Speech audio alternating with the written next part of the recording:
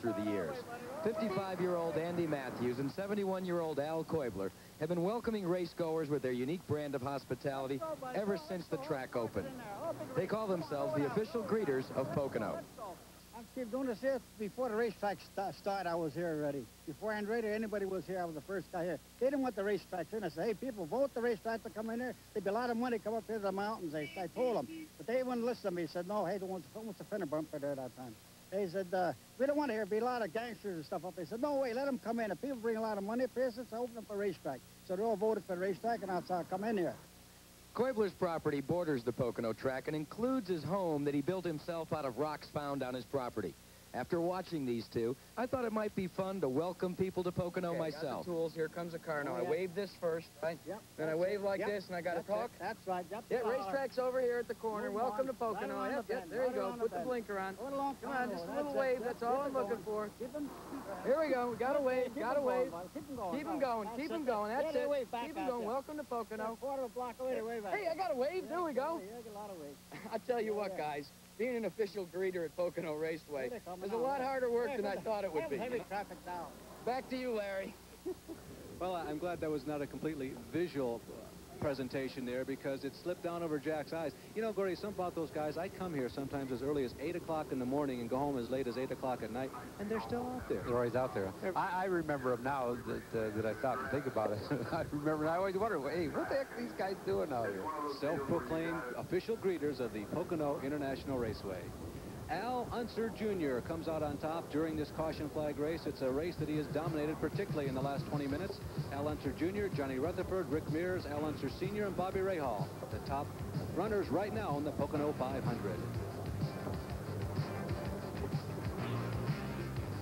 They're experiencing a lengthy yellow for apparently a blown oil gasket on the Genesee Beer Wagon number 56 car. Steve Chessing the pits trying to get it repaired. We have also been successful in contacting Al Unser Jr., who is right now continuing the lead, and maybe we can do something a little special. But first of all, little Al, how's it going out there? Things look very, very smooth. Well, you know, I've been very fortunate to have the car right at the beginning of the race. So, you know, now I think Johnny Rutherford and Rick Mears, you know, they're both looking. I guess it, so, you know, I don't know what when the green falls again. What about the pit infraction? Was it a little difficult to figure out what was going on without radio contact? And then, you know, I didn't know what was wrong because I didn't make that big of an infraction.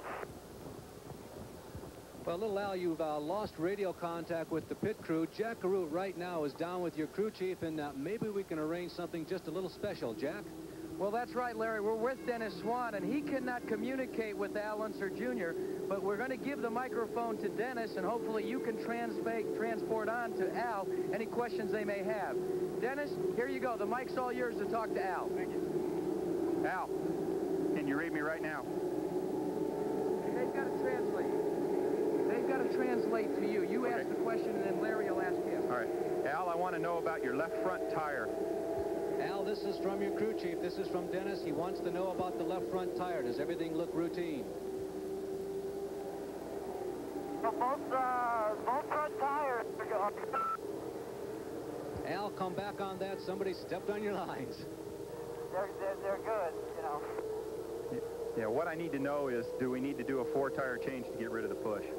Do we need to do a 4-tire change the next time we come in to get rid of the apparent push, Al? Well, I don't know. I don't think so, you know. Thank you. The car's working pretty good. Tell him the car's working pretty good. That I liked a little bit of push that's in it, you know. Well, apparently Al Jr. That's the change, gentlemen. I've never had to be able to interview a crew chief that interviews a driver through Larry Nuber. Kind of unusual, but a first for ESPN and television, I believe. Yeah, it really was, Jack. And I would imagine that Al Unser Jr. really appreciated that, because he's been out there in silence. All he's had is the roar of the engine for apparently this entire race, Gordy, and that would be a welcome sign. Human voices. It certainly helps. It is difficult without your radio. Well, this time around, the green flag apparently will flutter. We are borrowing one of the team radios. That's our ability and the reason why we've been able to communicate. The green flag is out. Now, the top 5 cars are the ones on the lead lap. Can Al Unser Jr. hold on to the lead? Rick Mears has darted down low. It looks like Mears may have the advantage going into turn number 1, but no. That traditional saying, slamming the door shut as the rest of the field goes by. Al Unser Jr. holds on. Johnny Rutherford running one of those old tried and proven techniques from oval track racing from maybe 25 years ago, able to emerge in second spot.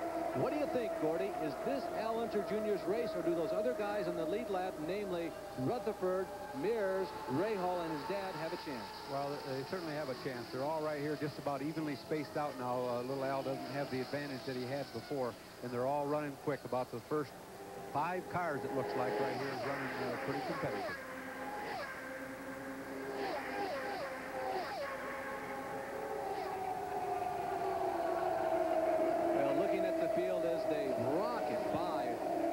Turns 2 and 3, you really get it. And we've had a lead change. Johnny Rutherford surprisingly goes to the inside of Al Unser Jr. And Rutherford, for the first time in 1985, assumes the lead under a green flag condition. He has got to be smiling inside that Lone Star helmet. Yeah, he sure is. And he's running quick, too. He seems to be pulling away from Al just a little bit right now. When they made their stops, they probably got the tire staggered just right on the car, and he's really running swift. You could hear Dennis was concerned about little Al of a pushing condition, but he said it wasn't too bad. But evidently it is bothering him somewhat. At least 2 more pit stops will probably take place before this race is over. 5 cars again on the lead lap, and they are the 5 cars up front there. Michael Andretti in the blue and yellow car, which is 6th in line, is also 6th in the race. But unfortunately, Michael, probably because of that little minor problem, small, losing a right front wheel. Early in the race, however, he lost the lap. He is 1 lap down. Danny Sullivan is in 7th position. There's the leader, Rutherford. He is also 1 lap down. There's a look at Johnny Rutherford. In 8th is Emerson Fittipaldi. He is 2 laps down. And in 9th, in car number 1, Mario Andretti. 10th, Pancho Carter. They, too, are 2 laps down. But this guy isn't down, not down at all. Not only has he assumed the lead, but there he is checking the mirror, saying, hey, this is going pretty good. Just how far ahead am I? Gordy, that's something that's a pretty good habit to develop, that whenever you get out of a corner and go down the front stretch, actually move that head and look behind you to make sure nobody is close, right? Well, yes, it is. There's a spin into the wall. It looks like it's Rutherford. Danny Sullivan, I think. It's either Sullivan or Rutherford. I think it's Johnny, and right in front of Michael Andretti's Johnny Rutherford. Fire coming out of the engine compartment. Johnny moving around inside, some unburnt fuel there inside the exhaust headers and coming out of the turbocharger, igniting it. It does not look like it will be a major incident, but Johnny Rutherford, after performing so well, it looked like that things were really going to go his way today. Apparently it got away. Gordy, it's tough to tell because we couldn't see it on the line live. It sure is. He's out there leading the race. Looked like he was running very smooth. I don't know what happened. We didn't see it right at first, but he's just sitting there in the car. I'm sure he's all right, but you can imagine how depressed he is. Boy, at 200 miles per hour, things happen really quick. Well, Al Unser Jr. is taking this opportunity. This will be a relatively lengthy caution flag to come in and perhaps change those tires that were so much of a question. Right, I'm going. He went right through that time, apparently trying to just visually communicate with his crew chief and tell everybody on the crew what he would like to do. Is that what would happen in a situation like this, Gordy? You know you can't talk to them, so if I come in, I can signal to them. Because this caution flag will take a while, he'll have another chance. He just thought he was going to be the first one in. He probably knew that everybody was going to stop behind him. I don't know why they didn't let him stop and go ahead and fuel up. The pace car wouldn't have caught him. I don't understand. Well, it's time to make contact with Al again and see exactly if we can get an update. Al, this is Larry Newber again on ESPN. What's going on? Have you had an opportunity, you think, to signal to the crew and give the instructions to them that you want? Larry, I don't know, you know, I down and talk to my guys, you know, and give it to my guys so that your radio's working to me. My guy's radio ain't working to me. And I want my radios working, you know. Well, obviously, Al Unser Jr. wanting to see if there's any possibility. Al, one thing just to give you an update, we are checking on the possibility of getting that radio from us to you down to the crew chief. That might be impossible, but we're working on that possibility. Al Unser Jr. Al Unser Jr. right now is trying to get communications with his crew so that things can be done to get just the right tire setup that he desires. Jack Arute is down in the pit area. We're here with Dennis Swan, and let's first establish what the situation is. We do not have one of your radios, Dennis. Right. What we have is a monitor which allows us to hear your communications. Now you can hear, but unfortunately we haven't been able to let Al Jr. know that we don't have one of your radios. Yeah. Larry.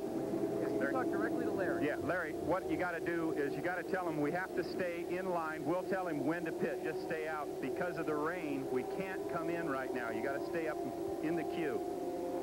Well, Al, this is Larry again up in control, and some clarification for you. We do have a scanner. It is not one of the team radios, and we have, therefore, no way to get down to you, but your crew chief has said you must stay in line, and they will signal you when to come in. You got a reading on us, Al?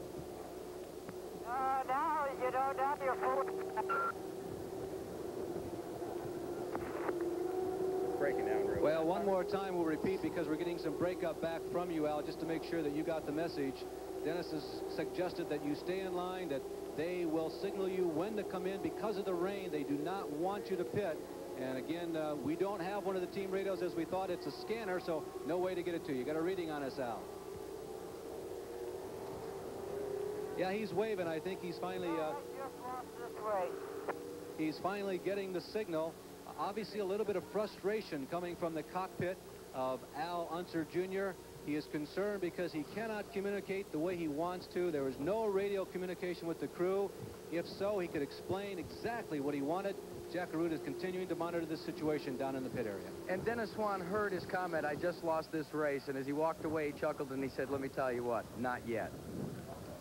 Well, we are under caution flag, and I would kind of echo those sentiments. It doesn't seem like not yet. This should be a relatively long caution flag. Johnny Rutherford hitting the outside cement in turn number 1. No apparent injury to Johnny, but really smacking the outside cement wall after leading this race, and that does leave a lot of time. There is Al Unser Jr.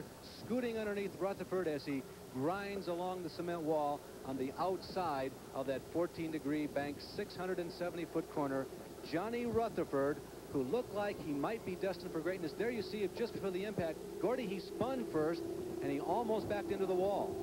Yeah, he hit with the nose first, though, and it threw it around. Just hope that he didn't hit hard enough that it's hurt his feet. But he was pretty lucky right there that someone didn't get him broadside also. He's sliding right back down the track in front of Michael Andretti, a lap down Michael. And at that point, Michael just points the race car to where Johnny is and stands on the throttle and tries to get around. But Johnny Rutherford, after that great opportunity to perform well here, looks like he's certainly dead for today. Johnny Rutherford, we will update you on his personal physical condition when this break is over. Stay with us for more of the Domino's Pizza 500.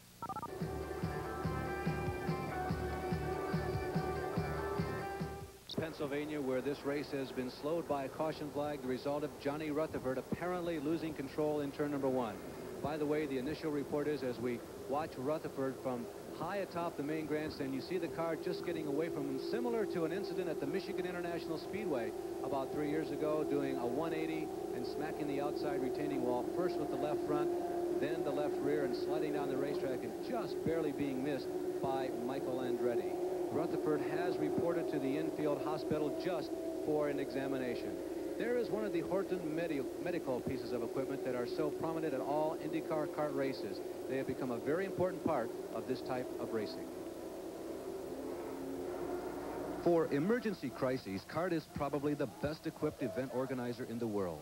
CART has its own traveling medical and safety team. As traumatic as this, Danny and Gaius at MIS, reaction has already begun. And there is some solace in the fact that before he stops, help is almost there. The vehicles and equipment are provided by and custom designed by the Horton Company of Columbus, Ohio. All skilled technicians trained to deal with expensive damaged machinery, and school paramedics here helping Mario Andretti and outfitted in bright uniforms. I don't have enough praise for the CART emergency crew headed by Steve Edwards. I tell you, big or small, they're there with the same urgency and same concerns. Again, you just feel so confident that everything possible is being done whenever you're needed. It's needed, and as I say, you need that sometimes. And again, these are people that are really conscientious and know how to do their job well. It has become essential to this type of racing. Safety 1, Safety 2, manufactured on GM truck chassis, in effect do the job that 3 or 4 facilities used to, and they're mobile. The large van, the Horton Medical Unit, is equipped as well as some smaller emergency rooms. The golf cart size unit has also been fitted with life-saving and firefighting equipment. Radio communication from observers around the track allow this boldly painted team to spring into action in an instant.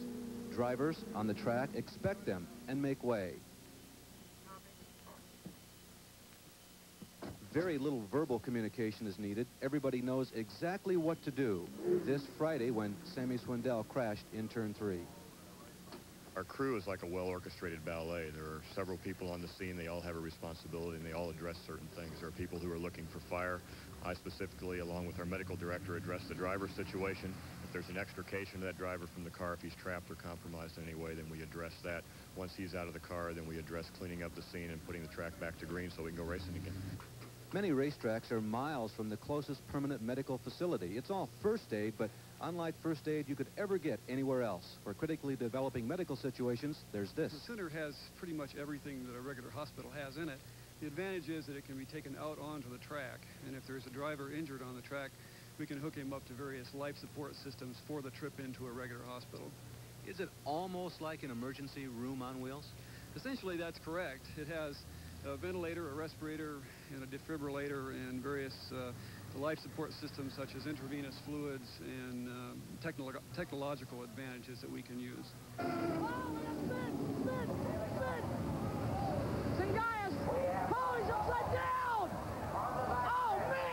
As frightening as this looks, it almost becomes routine. And whether it be in the crowded pits or in a seemingly distant turn, it's nice to know that help is so close, you don't even have to ask for it. The reports on Johnny Rutherford continue to be positive. The latest that he did walk from his crumpled racer. He walked to the ambulance and was escorted to the track hospital. But so far, things look to be in pretty good shape. Bobby Rahal once again finds himself in the lead of this race. 139 laps have been completed, and this may finally be Rahal's day. He's been near the front all year long, but it just has not all come together. He may be the winner of this third 500-mile race of 1985.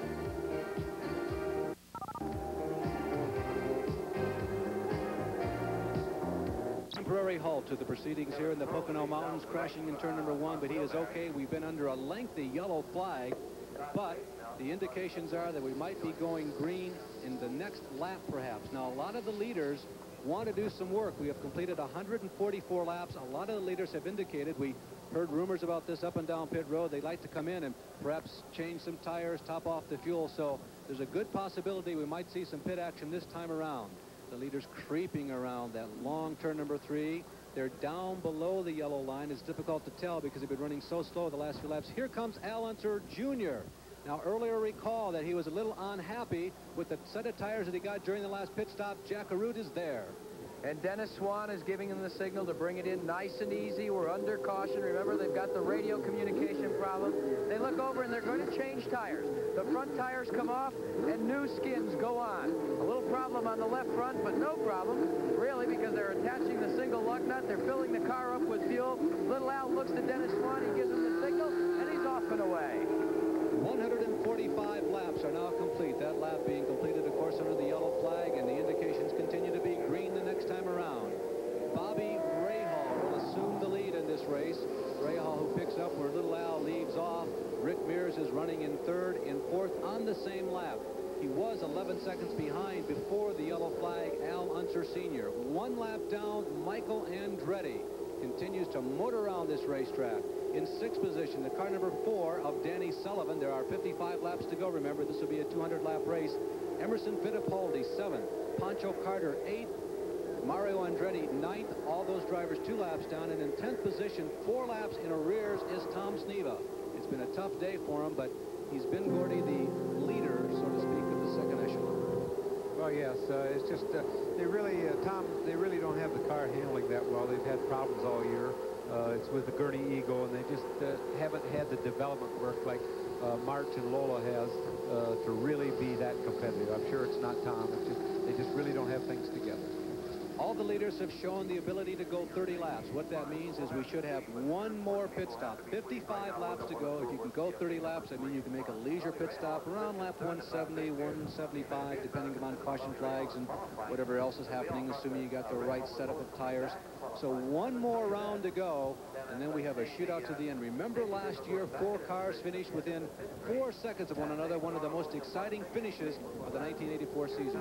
One more lap to go. This is a break for Bobby Rahal, Gordy. Rahal makes what would have been an unanticipated pit stop. Right, Rahal's in for his pit stop. I'm surprised the rest of them, the Penske cars and all the rest of them didn't come in if they've only got one lap to go, which the starter just held up one finger to go, and I'm really surprised that the rest of them didn't come in. I think they made a serious mistake there. Gordy, that's a good point. In checking the stats, they all came in around lap 135.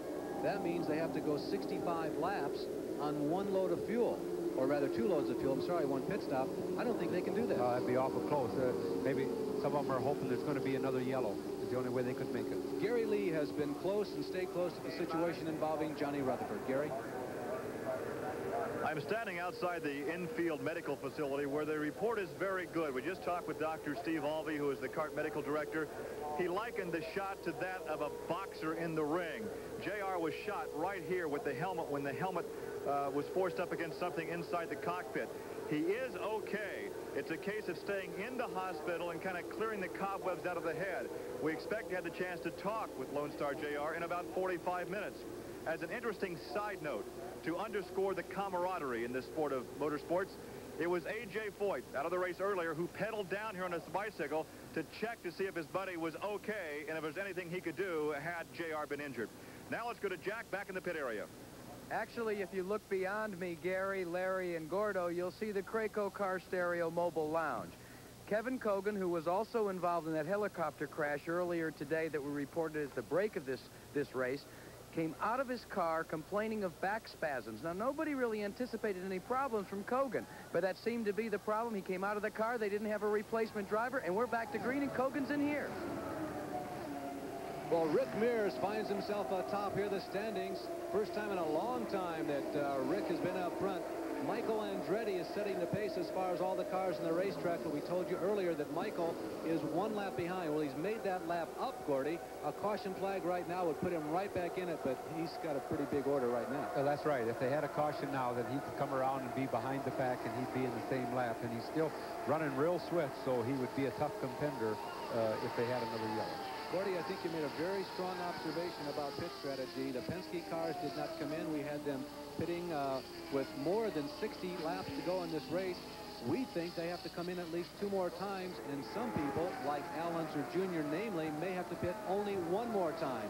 There is Rick Mears setting the pace here at Pocono, putting a lap on the number 2 car, Tom SNEVA. SNEVA goes from 2 to 3 laps behind, but he does not lose a position in the race. He runs in 10th. Rick Mears, who has sat out most of this season but run selective races, he's had a pretty good year in those races in which he's competed, Gordy. Well, he's been running pretty strong when he's been running, but he's been having car problems, like at the Speedway. They had car problems there. And it just, you know, like I said earlier, 1 year, nothing goes wrong. And then the next year, you're with the same team, you got the same crew, and it seems like everything goes wrong. You can't do anything right, but yet you can't put your finger on it because you have the same of everything. But still, something happens.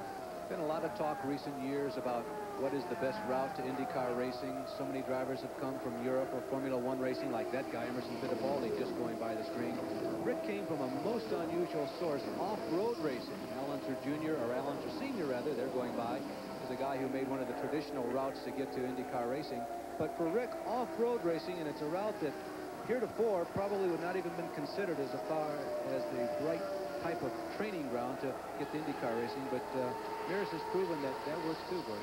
Well, that's true, but, you know, on the other hand, some drivers have the natural talent. It really doesn't make a difference where they come from. They have the natural talent. Other drivers get all kinds of schooling in every different types of cars, and, you know, they still just not quite make it. But some of them have the natural talent. But nowadays it doesn't seem like they go to like the Skip Barber School. They run a couple years and they go to Super B's and run 1 year, and here they are. And they don't have that much experience. They should be getting something with a little more horsepower and a little more speed.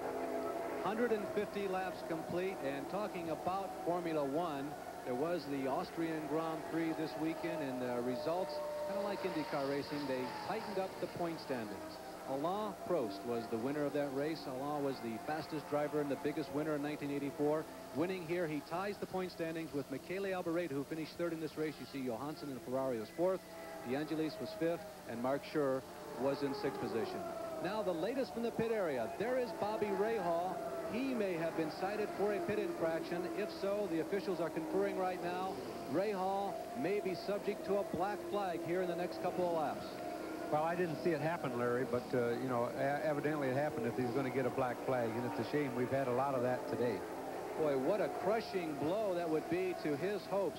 They have struggled and worked so hard. We have a yellow flag on the racetrack. This might be a break for Rahal. Now, if he is going to get black flag, we have an incident, we believe, in turn number 2. The car is still rolling. He's up against the wall, so I don't know if he spun and the engine died or what, but it's Michael Andretti just rolling. Looked like he has the right front or something wrong, because it's just sliding. He may have touched the wall, or maybe he just had a tire equalized, but that is more an equalization. That's a downright flat, Gordy. This is certainly going to be a break for several cars that didn't pit on the last yellow. Excellent point. This really equalizes the field in terms of fuel consumption. Everybody will have an opportunity, if they so choose to exercise it, to come in.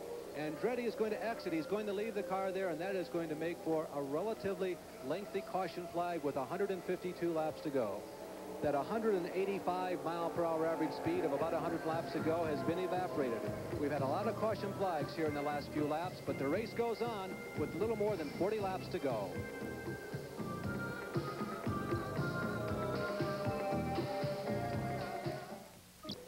.158 laps have been completed, and this the third jewel of the IndyCar Triple Crown for 1985. Al Unser Sr., the leader, 43 laps to go. Bobby Rahal, whom we think is in line for a stop-and-go penalty, is in second. Al Unser Jr., despite all those earlier problems with tires, third. Rick Mears running soundly in fourth, and Danny Sullivan a lap down, but in fifth position. In sixth position, Emerson Fittipaldi right up there in the point standings. Mario Andretti, who has led the point standings for most of the year. Then Pancho Carter, Tom SNEVA, and Dennis Firestone makes an initial appearance in the top 10. The point standings have been interesting in 1985. Mario Andretti truly dominated the first quarter of the season, but now a virtually three-way tie. Andretti, Fittipaldi, and Al Unser Sr., who's performing very well here today and may get out of Pocono with the point lead. Al Unser Jr. certainly still in it, 63 points. Danny Sullivan is fifth, mostly on the strength of that Indianapolis 500 win, and Tom SNEVA in sixth position with 45 points. We're just about all set to go under green flag. 158 laps again have been completed. Expect them to come in one more time for a fuel stop. All the bets, at least at this point, are off. Everybody's had an opportunity to kind of refresh themselves, to get a load of fuel. The only drama that we expect in terms of the pits in the next couple of laps, Bobby Rahal, the initial report was he is going to get a stop-and-go black flag penalty. Al Unser Sr. accelerates coming out of the long turn number 3, anticipating the green flag. The flicker of green. Rahal comes into the pits, and Al Unser Sr. takes over the field at top speed, green flag speed going into turn number 1. There is Rahal coming in. He makes a stop, go, and this is a real advantage for him, Gordon, and we understand this is something that was kind of negotiated, or maybe the word is clarified by our car owner during the last caution flag. Well, yes, if he has to stop instead of waiting to get up to speed, everybody's up to speed, it's the best for him to stop right when they wave the green flag because you're not up to speed. And this way, he's only about a third of a lap behind right now, so he has a very good chance yet. There might be another yellow. He'll be able to catch up. Al Unser Sr. leading this race. Some of the other people still out there. Dick Simon continues the race. Remains to be seen whether or not Michael Andretti will be able to come back. Steve Chassis, despite some valve cover leaking problems, races. And Scott Brayton is still on the racetrack. But there are 4 drivers still on the lead lap. It looks like the race will come down to those 4, depending on caution flags not intervening. Jack Arute has some more details on that pit infraction. Jack? Well, Well, we talked about the pit infraction, but actually what it was a similar situation that occurred to Al Unser Jr. and Al Unser Sr. It was moving back into race traffic, that yellow line that's at the exit of pit road. According to CART officials, Bobby Rahal put 2 wheels, the right side, over that line before he was up to full speed. Also, going back to that Rutherford incident, the initial report was that the side pods were coming loose on the number 6 Valvoline Hawk car the Pancho Carter is driving, and debris coming from that might have punctured a tire, correction, not on the Rutherford incident, on the Michael Andretti situation, and punctured the right front tire. The black flag coming out again. Gordy, you were watching that. Did you see who it was given to? It looked like it was for Al Unser Jr., and I think that maybe he got by a car a little too quick down here, number 3, before the green came on. So it looks like Al Unser Jr. may be called in again for the second time in this race. Now we're going to show you the restart. Remember, you're not supposed to pass any cars until you go by the official starter. Now watch the extreme right-hand side of the screen. Al Unser Jr. creeping up on possibly some slower cars in the back of the field. Now the green flag is out. He goes to the underside of Mario Andretti. He passes at least Mario. They're still in turn number 3. He has not crossed the start-finish line yet. He is going to be called in for the second time today. Here he comes again. No radio involved there. There was no factor that the radio played in that. It was just a miscalculation on the racetrack. Stop. They're taking the time to do a little bit of a wing adjustment. Gordy, I'll bet you they're going to let it all hang out because they've got a lot of ground to make up now in just 38 laps. Well, he knows that he's got to make it up, and the only way that he'll make it up in this short of laps is if they do have another yellow. Gordy, what do you do if you know that you're going to have to go a little faster than everybody else? Do you take some of the weight out of it and lift that car up and let it run a little loose so it can go a little faster? Not necessarily. It just depends on how your car's handling. They got a yellow flag now. This is going to be a break. What an advantage for Al Unser Jr. What a tremendous break. He had dropped to at least 3/4 of a lap behind the rest of the field. This caution flag comes out. He now has an opportunity to move up, and that little miscue at the last green flag bodywork coming off of car number 6, the reason for this yellow flag, the second time in the last 20 laps that a similar occurrence has happened. But what an opportunity for Al Unser Jr. It negates that penalty that he just forced upon himself by passing under the yellow flag. Well, it's a good thing it happened to him right then, and believe me, on this next restart, he won't do it again. Wow. Dramatic turn of events. Rahal now taking the time to come in again.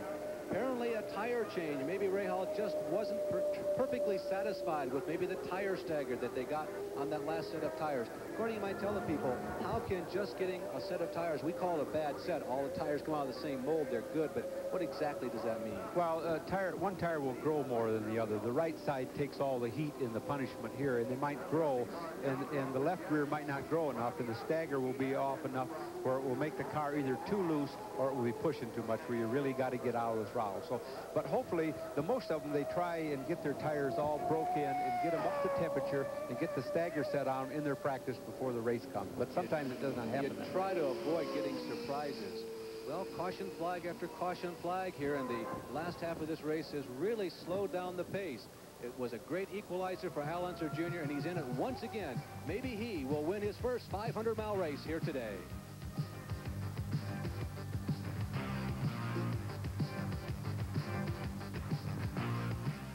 Pancho Carter had an exciting experience out there. You lost part of the race car. What happened? Apparently we had the side pod pull loose, and it opened up a gap in the rear bodywork, and it just laid the engine cover back over the rear wing going into the tunnel turn. So a little exciting on the field, Valvoline Hawk here. Here in the pit area, we've been trying to second-guess the track conditions because of the sporadic rain we've had. How are the conditions? Track really is in rather good shape. Could run speeds of running in the high 80s, low 90s, and then made a tire change and got the car handling better. Could run some 196 and stuff, which enabled us to just make up one of the laps that we'd lost early on in the race. So the Valvoline car was working extremely well, and it's a shame that it dropped out. We'd hoped to make up our other lap and get in the battle with the leaders, because right at the point I could outrun the leaders. Now it's time for him to go stock car racing, and elsewhere in the pit area is Jack Arute.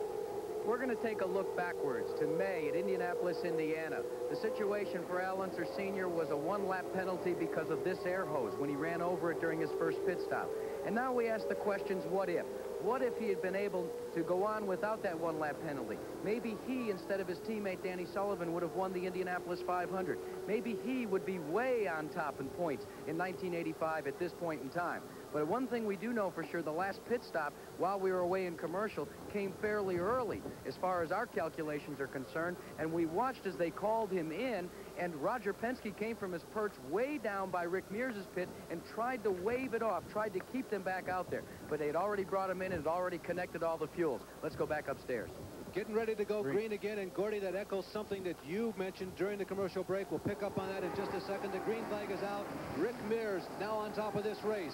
It's Mears, Al Unser Jr., and the number 3 car, Bobby Rahal, who run in the top 3 positions. This yellow flag has bunched the top 3 guys up. Al Unser Sr., as Jack mentioned, made the pit stop. He starts this race, restarts this race from the back of the pack. Rick Mears, with only 34 laps to go, would like to break away from the draft. Now, it's not that much of a factor in these cars on this racetrack, but it's enough that if you can get out in front of it, it might work to your advantage, Gordon. Well, it certainly could help. It's a lot easier running out there by yourself than it is with another car dragging along behind you, or you following another car. It's much easier in the clean air. That's what happened to me in Indianapolis in 1984 when I lost it and got in the wall. I got in some bad air behind Tom SNEVA. The blue move-over flag coming out for the drivers who are a lap down. Al Unser Jr., Danny Sullivan moving around Dennis Firestone. Sullivan is 1 lap behind, 2 laps behind Al Unser Jr., who of course is on the lead lap. And Jr. having to work a little hard there, getting down to the inside of Dennis Firestone. If he wants to contend with Rick Mears for this race, it's not late yet, but he can't spend too much time getting around somebody who's at least 2 laps down. There he goes by, going down the long pond straightaway, turn number 2.